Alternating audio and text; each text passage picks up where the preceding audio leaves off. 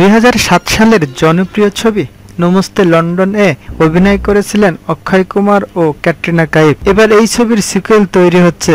সিকুয়েলের নাম ঠিক করা হয়েছে নমস্তে ইংল্যান্ড। তবে এবার আর দেখা যাবে না ক্যাটরিনা কাইফ ও অক্ষয় কুমারকে। ক্যাটরিনার জায়গায় এখানে পরিণীতি চোপড়া অভিনয় করবেন বলে বলিউডে জোর গুঞ্জন শোনা যাচ্ছে। আর অক্ষয়ের জায়গায় ভাবা হচ্ছে পরিণীতির ইশকজাদে ছবির নায়ক অর্জুন কাপুরের নাম। নির্মাতা বিপুল শাহের নমস্তে লন্ডন এর সিকুয়েলে যে অক্ষয় অভিনয় করবেন না সে কথা তিনি আগেই জানিয়েছিলেন।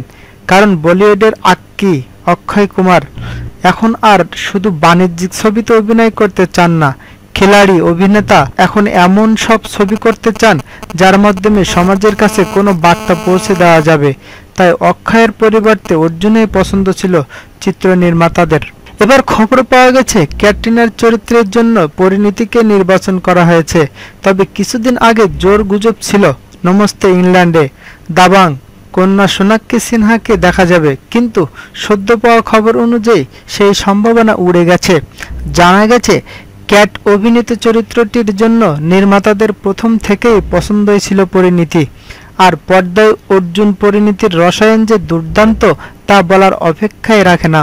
এদিকে সন্দীপ অ্যান্ড পিঙ্কি ফারার নামের যশরাজ ফিল্মসের অন্য এক ছবিতেও জুটি বেঁধে কাজ করার প্রস্তুতি নিচ্ছেন পরিণীতি ও অর্জুন। নমস্তে লন্ডন ছবিতে ক্যাটরিনা কাইফ ও অক্ষয় কুমার ছাড়াও ঋষি কাপুর উপেন প্যাটেলকে অভিনয় করতে দেখা গিয়েছিল। ছবিটি নির্মিত হয়েছিল অক্ষয় কুমারের এক বন্ধুর জীবনের সত্য ঘটনা অবলম্বনে। আশা করা যায় নমস্তে লন্ডনের মতো নমস্তে ইংল্যান্ডও বক্স অফিসে ভালো সাড়া ফেলবে।